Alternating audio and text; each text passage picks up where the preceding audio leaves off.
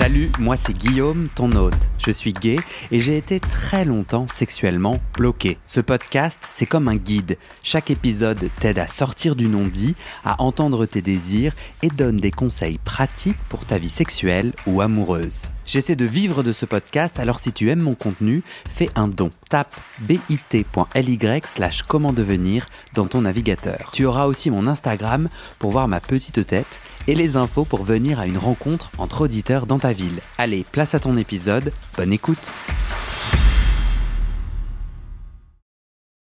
Ok, deuxième partie de ton témoignage, Jules. Dans la première partie, nous avons parlé d'amour, de sexe, de se laisser aller, de dominer alpha, entreprenant, mais c'est pas des mots, mais c'est quand même un peu des mots qui te définissent, mais tu n'es pas tout à fait satisfait. Et à la fois de cette envie de te laisser aller, de te laisser pénétrer, et du blocage qui fait que, bon, pour le moment, il se passe quoi si tu me ramènes à la dernière fois où quelqu'un a essayé de te pénétrer et donc du coup c'est pas passé, il se passe quoi dans ton corps? Ouais. C'est pas que c'est bloqué, il y a le blocage de la douleur, mais ça passe. Mais c'est difficile aussi de trouver des bons pénétrants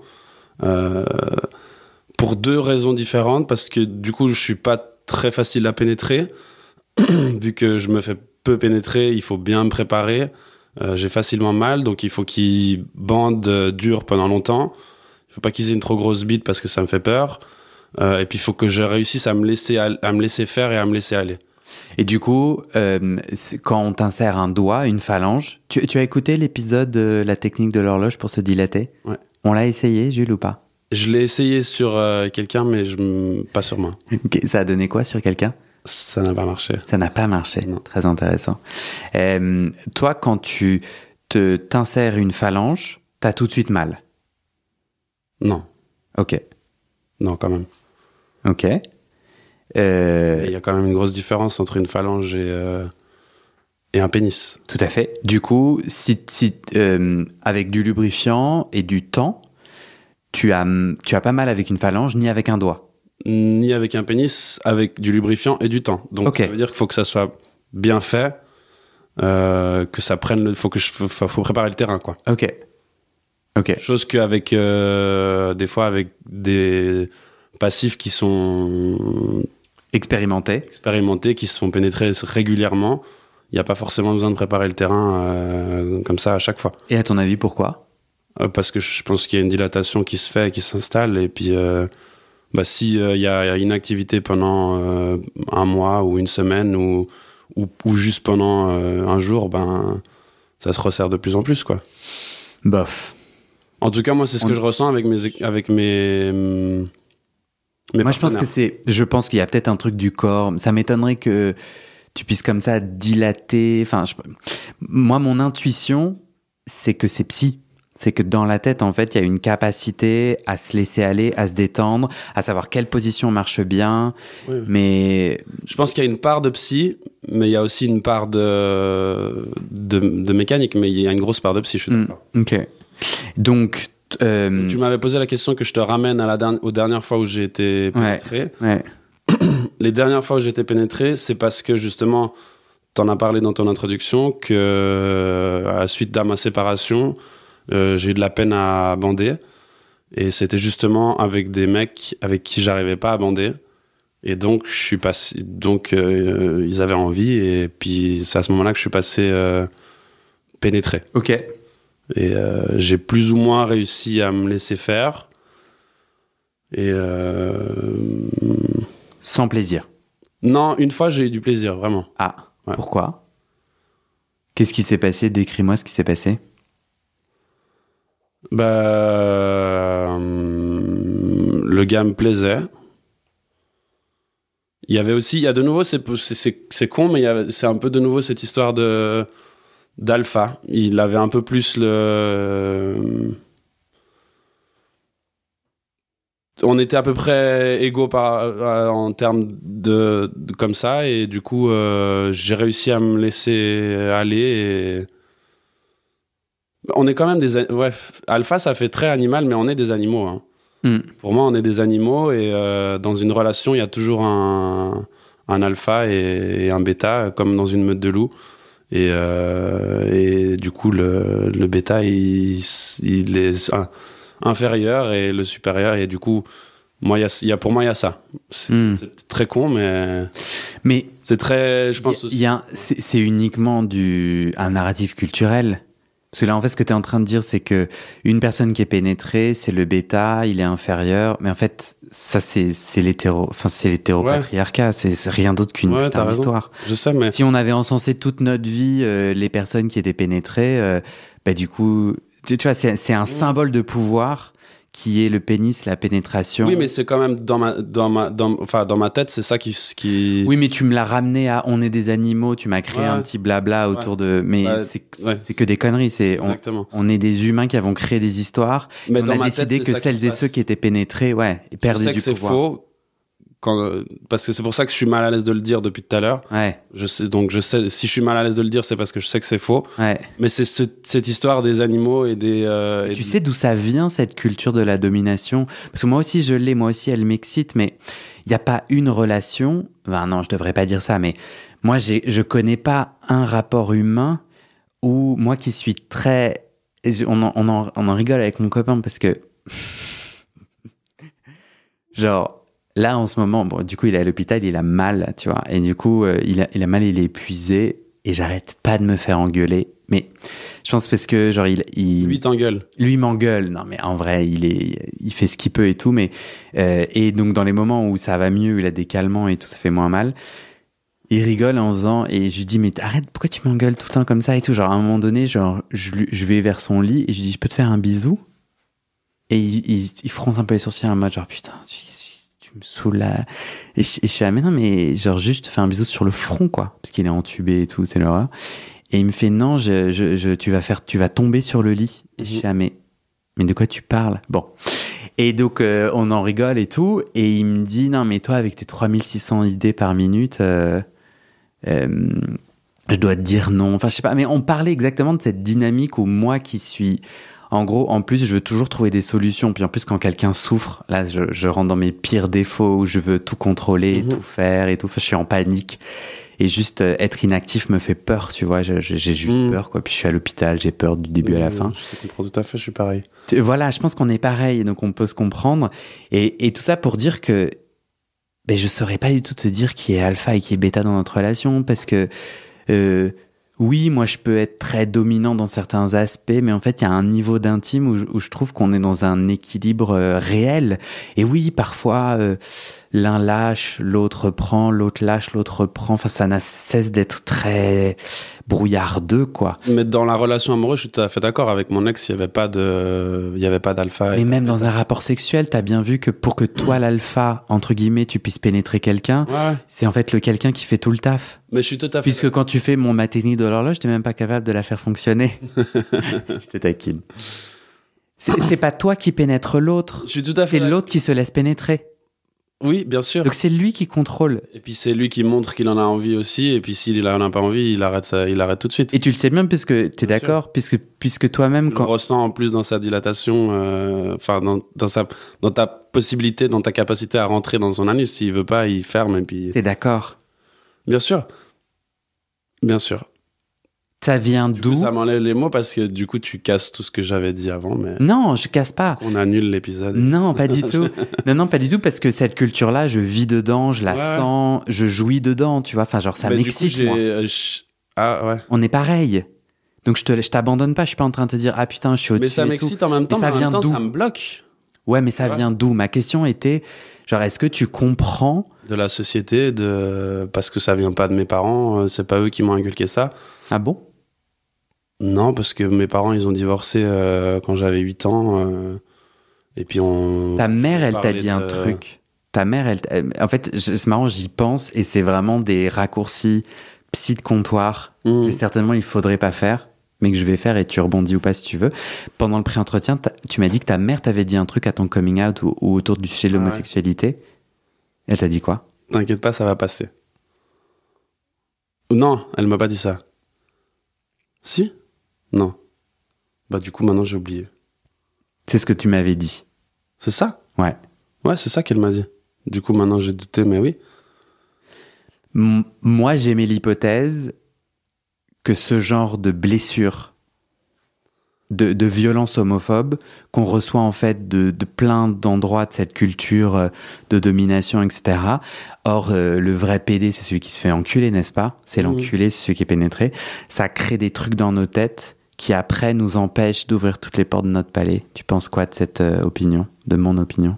Qui n'est pas, je suis pas psy, c'est mon opinion. Hein. Ouais, non, mais bien, enfin, je suis tout à fait d'accord et c'est quelque chose dont tu parles souvent sur ton podcast et bien sûr, je suis d'accord que tous ces blocages, ils sont liés à cette homophobie internalisée et je pense que moi aussi, d'une certaine manière, je suis aussi un peu homophobe. Mais je sais pas si c'est à cause de... Ouais, c'est... Je sais pas. J'ai pas envie d'être l'enculé. J'ai pas envie. Ouais, ça me dérangerait pas d'être l'enculé en fait. Mais après, je pense qu'on a l'inconscient et le conscient. Donc peut-être qu'inconsciemment, c'est ça. Peut-être. Autre ça, hypothèse. Je pense que c'est quelque chose que je pourrais pas répondre. Mais moi, quand je réfléchis, j'ai envie d'être l'enculé. J'ai envie pénétrer, d'être pénétré, de toucher et d'être touché, ouais. quoi. T'as envie d'un rapport intime où on fait un, mais je sais pas pourquoi cache-cache dans le palais. Pour moi, le rapport idéal, c'est le rapport... ce qui m'excite le plus dans les films porno, quand je regarde du porno, c'est pas des trucs tape dedans et où il y a zéro... moi, j'aime bien quand il y a un peu de sensualité quand même, de caresses, de bisous, de machin. Mais j'adore voir des versatiles. J'adore quand ça d'un côté, puis après il se retourne, puis c'est l'autre, et puis ça revient, et puis c'est génial. Et puis ça, c'est vraiment la relation sexuelle que j'adorerais avoir, et que j'ai jamais réussi à avoir par contre. Moi non plus. 100% versatile du début à la fin. Ouais. Un rapport versatile. J'ai déjà été passif totalement, actif totalement. Oui. Mais versatile, j'ai jamais réussi à avoir dans la même relation. Ah si, moi ça m'est déjà arrivé, pardon, une fois. Ah ouais. Ouais, alors bien, ça m'est arrivé, mais c'était pas aller-retour. J'ai commencé... un soir, un jour. Non, avec mon ex, j'ai commencé à le pénétrer et après c'est lui qui m'a pénétré. Mais après c'est fini. J'ai pas compris, c'était aller-retour du coup. Oui, mais moi ce que j'aime, ce que j'aimerais, c'est le festival des allers-retours, quoi. À plusieurs allers-retours. Ouais. Ok, d'accord, c'est ça qui t'excite. 5 minutes, c'est ton tour, 5 minutes, c'est mon tour, et puis voilà. Ok. Du coup, je propose une autre hypothèse qui n'est pas du tout de l'homophobie internalisée et qui est t'as pas rencontré la personne avec qui toi t'aurais envie de partager ce moment particulier. Oui, il y a de ça aussi, ouais. Donc ton ex, c'était pas la bonne personne. Bah après, il faut que ça se sait dans les deux sens. Il faut que moi j'ai envie et que lui aussi il ait envie. Ah oui, lui, il n'était pas particulièrement intéressé il par... Il n'avait pas forcément envie, non, il le faisait de temps en temps pour me faire plaisir. Ouais. Mais tous les 6 mois, quoi. Et encore, sur 5 ans, je pense même pas que c'est tous les 6 mois. Tu m'as dit être tombé sur le podcast, je sais plus comment, mais que c'était un moment où tu avais envie et besoin de parler de sexe, et c'est quelque chose que cet ex...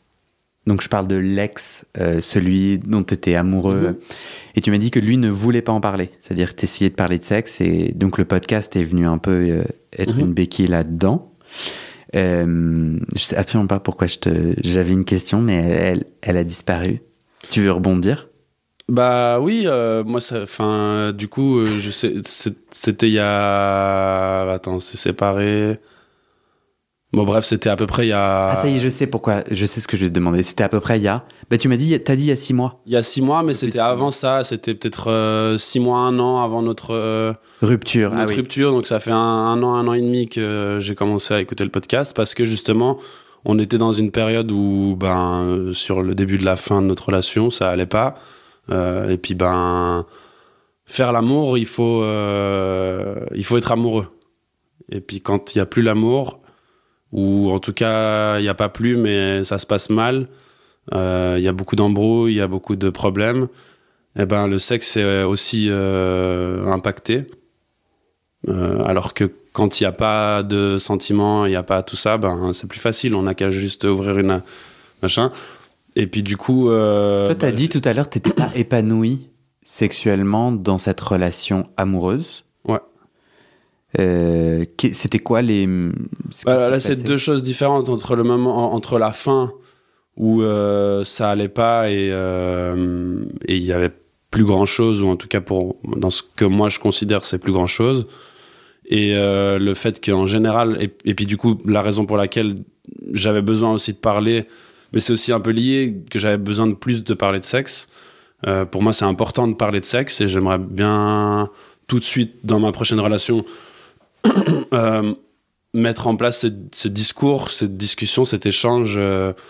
J'aime bien quand tu dis débriefing après, voilà, tu finis ta relation, puis voilà, t'as baisé, puis après tu dis alors, t'as aimé ça, t'aimes bien quand je te lèche le gland, t'aimes bien quand je fais ça. Immédiatement après avoir éjaculé?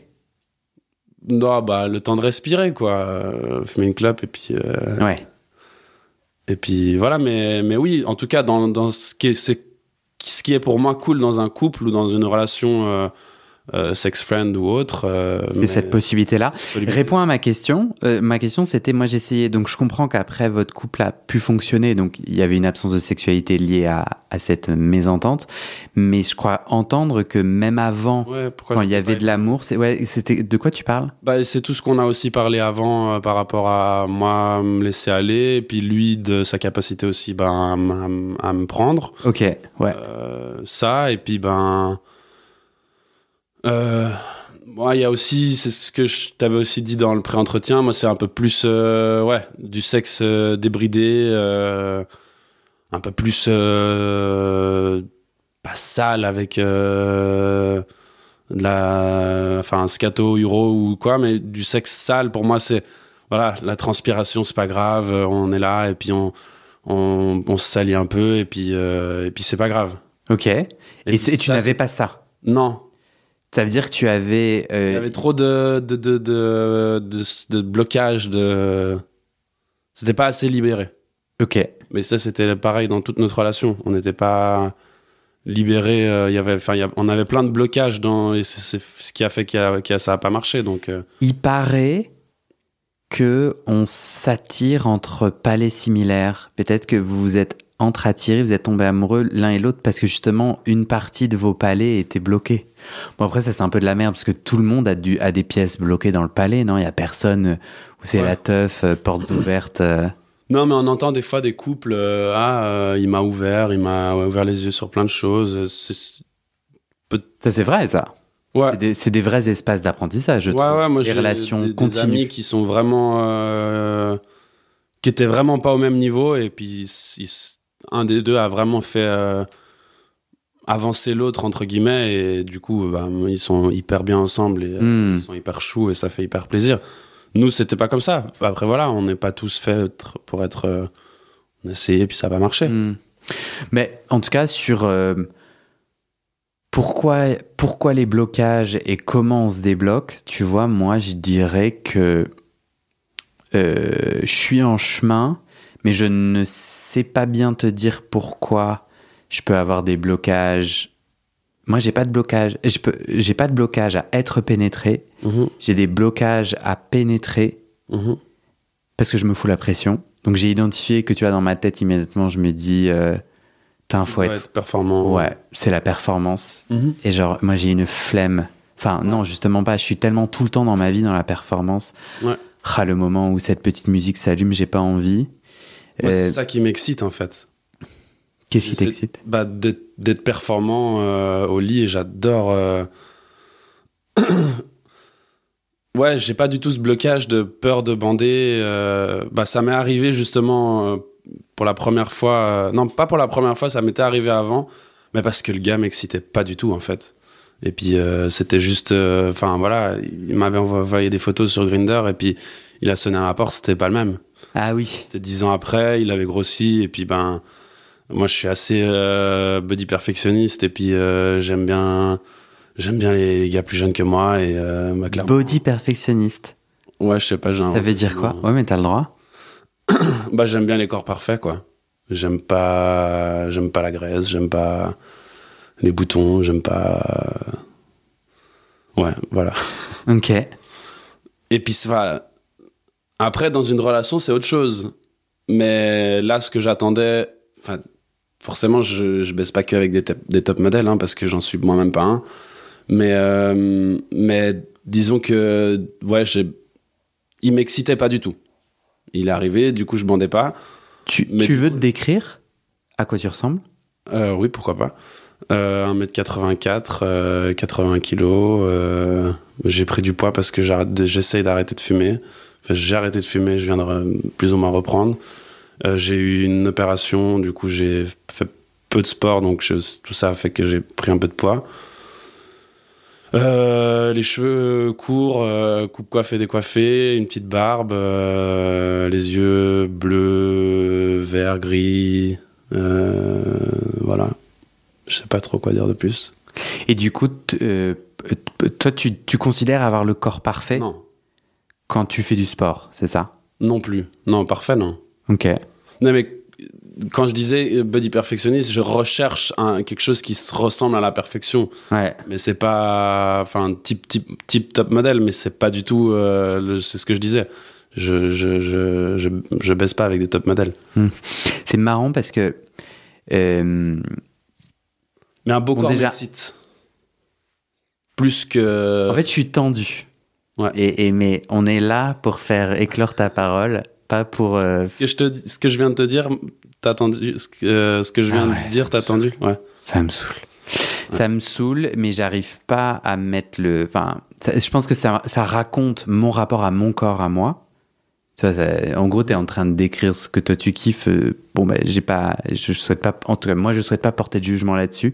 Je pense que ça raconte mon rapport au corps, mais en revanche, j'ai une intuition que en fait, ce body perfectionnisme, c'est directement lié à tout un tas de petits trucs qui font que les portes du palais restent fermées. Mais j'arrive pas trop à le formuler, mais j'ai comme cette intuition. Mon palais, tu dis? Ouais. Ouais. Parce que peut-être dans la capacité à lâcher un prise. Gros manque de confiance en moi. Et ça a clairement aussi un effet. Et c'est peut-être justement parce que moi, je me trouve pas parfait et comme j'aimerais être que du coup, je sais pas. Ça, c'est qu'un travail. Je suis en psychanalyse depuis un an et demi maintenant. À peu près au même moment que j'ai commencé à écouter le podcast. Ouais. Mon autre psychanalyse, moins cher. Moins cher, parce qu'on donne pas. Non, je rigole. Ne réponds pas, On en a déjà parlé. Ah bon. Non, mais ouais, et là, à la pause, là, entre les deux épisodes, je te disais, est-ce que je peux parler de... T'as mal au dos, enfin, quand t'es arrivé chez moi, tu as du coup fait des étirements. Tu as fait des petits yogas pour que tu te sentes bien. Et aussi parce que on était censé enregistrer cet après-midi et avec les horaires de visite de l'hôpital, je t'ai demandé, et tu as gentiment accepté, de venir directement et donc, je te remercie. J'ai dormi 2 heures. Et t'as dormi 2 heures. Mais je trouvais... Du coup, en fait, genre, en ce moment, moi, j'ai mal en haut du dos et aux épaules. Et genre, il y a quelqu'un qui m'a fait avec un gros clin d'œil. Ah, bah alors, c'est quoi les gros trucs lourds que tu portes en ce moment? Tu sais, genre, dans un peu une façon bullshit, de dire que certaines douleurs de notre corps représentent quelque chose. Moi, j'étais là, genre, bah, j'y crois de ouf. Ah ouais, moi, j'y crois aussi, ouais. J'y crois complètement, quoi. Et quand tu m'as dit douleur de dos, tout le côté alpha, cadre strict qui permet la question de la permission, de l'autorisation et de quelque part, il faut que ça, critères soient remplis pour que nanana. Le sexe doit se réaliser via la sodomie. Il y a tout un tas de cases et de règles du jeu que je trouve j'ai souvent entendu qui étaient moins genre de la joie. Mais après, ça, c'est vraiment mon opinion, mon écoute très subjective. Et j'ai moins entendu putain, j'adore et tout quand il se passe ça et la connexion et ce que je ressens et tout. J'ai plus entendu comme une liste de choses très Enfin, comme mes poings se serrent, tu vois. Et à ça, tu rajoutes après comment l'autre doit... tu vois, j'aime pas les boutons. Je trouve ça super intéressant de dire ça. Parce qu'en fait, ta capacité à jouir, à suer, à te faire pénétrer, etc. Bien sûr qu'on a envie d'avoir du kiff. Oui, puis en plus que je t'ai dit que je voulais du sexe plus sale, du coup ça rentre aussi dans les boutons, enfin ouais. Non, mais du coup, je te dis pas qu'un bouton c'est excitant, mais... Je sais pas trop quoi dire. Enfin, ouais. Après, c'est peut-être ce qu'on a envie, ce que j'ai envie, c'est un top modèle et machin, et puis c'est ce sur quoi je me masturbe quand je regarde du porno, mais c'est clairement pas ce que j'ai dans mon lit. Et j'aime pas la graisse. Beaucoup de mes amis me disent que je suis grossophobe. Je sais même pas si c'est un vrai mot qui existe, mais voilà. Ouais. Certainement, et je l'assume. Mais je commence à apprécier. Et mon copain actuel, il a un peu des bourrelets, normal, pas à peu près la même chose que moi. Et j'aime bien les prendre dans ma main, j'aime bien jouer avec. Alors qu'avant, pas du tout. Donc, je sais pas, je suis peut-être un peu aussi en train d'évoluer par rapport à ça, c'est possible. Mais après, quand il me dit je veux reprendre le sport, je dis j'ai rien à dire contre ça, quoi. Vas-y, go, reprends le sport et puis fais un peu plus attention à ce que tu manges et puis voilà. Parce que quoi? Parce que ça, finalement, c'est aussi. De toute façon, quel que soit son corps, tu le laisseras pas te pénétrer. Du coup, ça sert à quoi en fait qu'il ait un. Il t'excitera plus. Mais on est d'accord que ça résout pas notre sujet. Non, j'ai envie. Après le fait de pas réussir à me faire pénétrer, c'est aussi je pense que c'est beaucoup, comme on disait avant, de trouver la bonne personne. Qui en a envie aussi. Parce que moi, pour que je me laisse faire, pour que je me laisse pénétrer, il faut qu'on me montre qu'on en a envie. Mon ex, c'était beaucoup, je lui demandais de le faire. Et puis il en avait pas très envie. Moi, j'en avais très envie parce que du coup, j'étais en relation fermée avec lui, donc c'était soit lui, soit rien. Donc du coup, je lui force. Mon copain actuel, je lui demande aussi s'il veut le faire, et puis il a envie de le faire. Mais moi aussi, moi j'ai souvent des hémorroïdes. J'ai aussi, je suis intolérant à la lactose, donc puis j'arrête pas de manger du lait, donc j'ai aussi souvent des problèmes. La porte est pas toujours ouverte, quoi. Pas facilement. C'est pas n'importe quand qu'on peut y aller. Ouais. Donc, c'est pas non plus évident pour moi. Ouais, bien sûr. Donc il y a ça aussi. Tout à l'heure, tu parlais. Il s'est arrivé juste une fois de pas bander via Grindr, simplement parce que la personne correspondait pas à ce à quoi. Avant que je me mette en couple, oui. Mais après, non. Une fois que je me suis séparé, c'est arrivé. C'était souvent. Au début. Et tu sais pourquoi? Parce que j'étais encore amoureux de mon ex et que je pensais à lui quand. Le lendemain, j'étais sur Grindr et puis 5 jours après, j'ai mon premier mec, mais ça n'a pas marché. Ouais.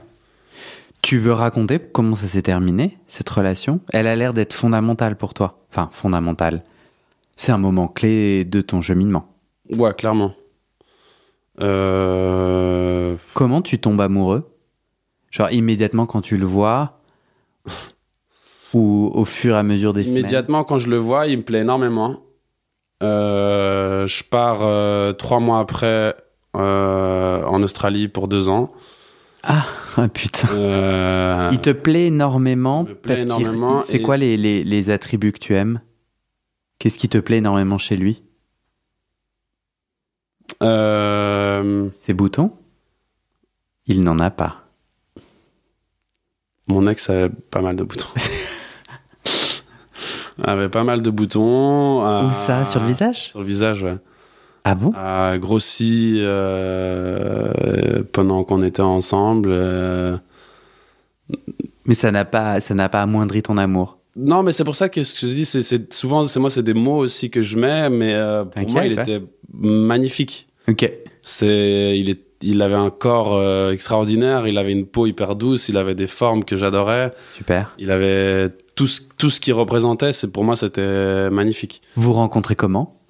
Sur une application qui n'est pas Grindr, qui n'est pas Tinder, qui n'a même pas le même nom pour moi et pour lui. On n'a pas compris qu'est-ce que c'était. Moi, je crois que ça s'appelait Disco et lui, ça s'appelait Blue, je sais pas quoi. Et je sais pas comment on est arrivé lui, il pensait que j'étais hyper loin. Parce qu'il était dans une période où il avait pas du tout envie de se mettre en couple. Moi non plus, je cherchais des coups d'un soir. Mais voilà, j'ai discuté avec lui. Il m'a excité, mais on n'a pas parlé de sexe. On s'est proposé de boire un verre alors que normalement je faisais pas de date. On est allé au Starbucks alors que je détestais ça. On s'est vu, on a bu un verre, on a parlé pendant des heures et puis en sortant, je sais pas si c'est tout de suite ou le lendemain ou quoi, je lui ai dit mais tu tombes pas amoureux de moi. Et puis tu tombes pas amoureux de moi parce que je vais partir. Mais je pense que j'ai dit ça parce que je sentais que je commençais à tomber amoureux de lui. Cette petite drama queen. Ne tombe pas amoureux de moi, je pars. J'adore. Et puis très vite, on s'est dit je t'aime et puis voilà. C'était toi qui es tombé amoureux en fait au bout de 2 jours en vrai. Non, quand tu lui as dit ne tombe pas amoureux de moi. Je t'aime en premier. Quand tu lui as dit ne tombe pas amoureux de moi, c'est qu'en fait tu l'aimais déjà. Parce que j'étais déjà en train de tomber amoureux de lui. Ouais, clairement. Donc attends, du coup tu pars pendant 2 ans. Je pars, ouais. Et lui, il habite Il habite ici, ouais, on se sépare. Ici à Paris? Non, à Genève. Ah ouais. Ici on est à Paris. Ouais, même moi dans ma tête, je suis à Genève. Ouais, t'es encore là-bas. Ouais. Oui, donc ok. Et il a, sans dire trop ce que tu veux pas dire, mais il a un métier qui lui permet de voyager ou genre il est boulanger. Non, on s'est séparés. Ah ouais. Ouais, on était en couple pendant 3 mois avant que je parte. Ok. Il m'a permis de faire mon coming out. Ok. Je l'ai présenté à tout le monde comme mon copain. Voilà, j'avais pas fait. Enfin, coming out, j'aime pas ce mot du coup parce que pour moi, mon coming out, je l'avais fait à 18 ans quand ma mère m'avait dit que c'est pas grave, ça allait passer. Du coup, c'est pas passé. Puis 8 et 8, 16, 26 ans, 8 ans plus tard, je lui ai présenté mon copain. Ah d'accord. Et oui, c'est mon copain. Voilà. Et puis mes amis, pareil. Et puis du coup, ils étaient là. Quoi, ton copain? Bah ouais, ton copain, un ami quoi.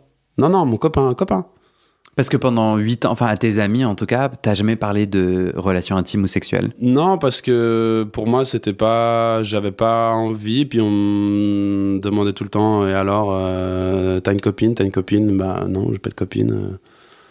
Et puis j'avais pas envie de dire je cherche un copain parce que je cherchais pas un copain. J'avais pas envie de dire je me masturbe sur du porno gay non plus. Ouais. Mais voilà, ouais. Du coup je disais rien. Et puis voilà. Ouais. J'ai éludé la question toujours. J'avais pas besoin d'en parler, quoi. J'étais pas prêt. Ouais. Mais oui, tu disais dans mon chemin de vie, il a été important, hyper important, oui, parce que du coup l'amour m'a permis de m'assumer et puis de me vivre pleinement, quoi. Ouais. Donc tu pars. Je pars quand même. Lui habite Genève. Avant qu'on continue, j'ai quand même une question parce que j'ai habité à Genève et je comprends pas pourquoi. Donc il y a un bar à l'époque, en tout cas quand j'y étais il y a 10 ans, il y a un bar gay ou LGBT. Je sais pas si depuis il a évolué. LGBT, ouais. Le phare. Ouais. Et du coup, quand on fait un date, pourquoi vous n'êtes pas donné rendez-vous au phare et pourquoi vous êtes allé au Starbucks? Pourquoi? J'en sais rien, faudra lui demander parce que c'est pas moi qui ai proposé. Et toi, t'as pas dit non, quoi? Puis moi, je rentrais de voyage. De toute façon, moi, j'étais pas du tout connecté avec Genève. J'étais jamais sorti en milieu LGBT. Ah ouais? Non. T'habitais à Genève? Non, aux alentours. Non, bah disons que j'habitais à Genève, mais c'était cette période où je voyageais beaucoup. Ok. Donc j'étais pas beaucoup à Genève. Pas trop là, quoi. Non. Tu connaissais pas le phare? Non, c'est avec lui que j'ai connu le phare, mais après. Bien après. Après, une fois que je suis rentré d'Australie. Ok. Ah, c'est quand même intéressant. Ouais, donc t'étais pas du tout connecté à des petits... Parce que, franchement, le seul bar LGBT de Genève, c'est compliqué de le manquer si tu cherches 2 secondes, quoi. Mais non, toi, t'étais Oui, pas bon, connecté. il y en a un autre maintenant. Il y en a Ok. 2 autres, mais il y a une boîte. Mais non, j'ai pas cherché. Ouais. Donc, et ça, du coup, quand tu reviens d'Australie, c'est il y a quelques années. Il y a pas si longtemps que ça, en fait, tout ça. Il y a 5 ans, du coup. Mais c'est pour ça que tu te fais pas pénétrer. Là, je sors ma canne en tant que vieille homosexuelle qui en a roulé. Non, comment on dit? Qui a roulé sa bosse. Ouais. Non, je te taquine. Non, j'en sais rien. Mais il y a, je trouve que si, je pense que dans ma blague, il y a un petit truc que je pense, c'est que bah, t'es aussi au début de ton chemin. Oui, oui, bien sûr. Et puis mon chemin, il a été pendant 5 ans, pas bloqué, mais il a été 5 ans voilà, où j'ai découvert ce qui est hyper important pour moi à faire l'amour. Et c'est pourquoi je suis. T'étais en couple? Ouais, j'étais en couple. Donc pour moi, il n'y avait pas de. Ah. Il n'y avait pas d'être Eh pénétré oui. avec lui. Et puis bah, maintenant, ça fait 3 mois que je suis, entre guillemets, en couple avec un autre. Donc je vais pas non plus. On a enregistré, je pense que c'est pas encore publié, un épisode sur le plaisir prostatique, un live qu'on a enregistré Ouais. ici à Paris. Et à un moment donné, du coup, je demande est-ce qu'il y a des gens qui ont réussi à donner un orgasme prostatique. Donc là, il y a des gens qui lèvent la main. Et en fait, j'ai peut-être envie de faire un réseau de rencontres, tu vois, en disant, attends, peut-être toi qui sais donner du plaisir prostatique, tu te mets en binôme avec toi et vous faites un atelier. En gros, c'est quoi le... Non, mais du coup, genre, je vais ouvrir ma propre...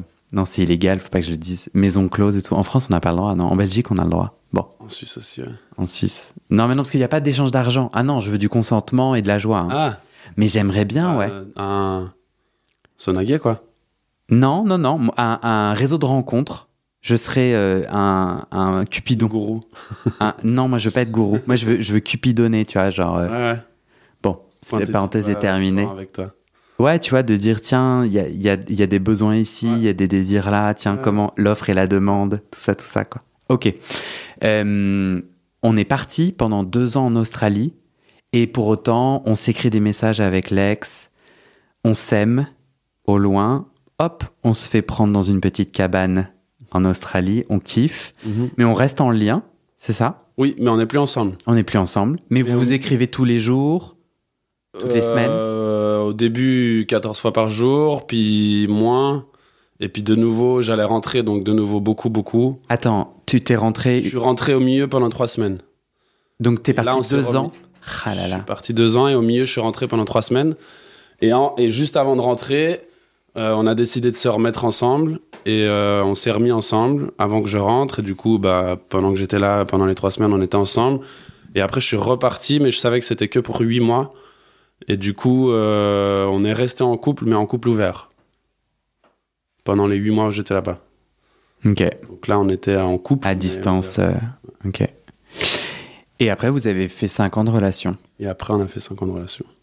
Il t'a dit pourquoi il ne voulait pas mettre des mots sur le sexe, votre sexualité? Non, on n'en a pas parlé, tout simplement. Il voulait pas parler. Il n'aimait pas parler de ça, ça le gênait. Ouais. À chaque fois que je voulais parler, ça le gênait. Ouais. Alors qu'il n'était pas prude pendant le sexe, mais il voulait pas parler de ça. Quels apprentissages t'aimerais amener dans ta prochaine relation, insuffler dans ta prochaine relation? Par rapport au sexe ou... Tout ce que tu veux, par rapport à cet amour, par rapport à cette relation. En tout cas, déjà, par rapport au sexe, c'est parler tout de suite, ouvrir le dialogue. Tout de suite faire de ça une habitude. Au début, pour moi, ça allait de soi.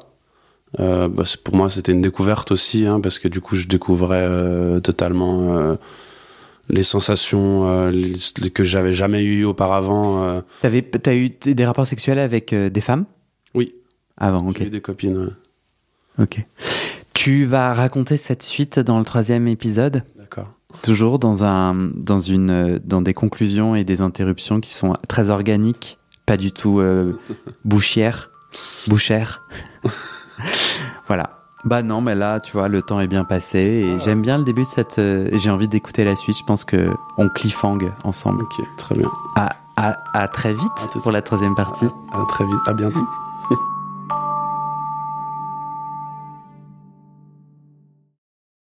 Et c'est la fin de cet épisode. Il y a plus de 130 épisodes à découvrir sur ce podcast. Ça fait beaucoup, alors je t'ai rangé les épisodes par thème. Conseils sur la sodomie pour ne plus avoir mal ou comment bien faire son lavement.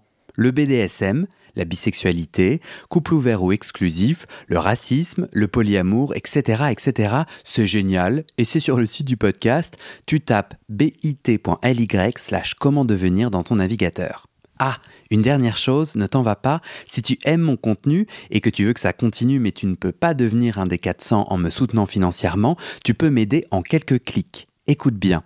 Il te suffit de cliquer sur s'abonner ou suivre sur la page du podcast dans ton app d'écoute et de mettre 5 étoiles.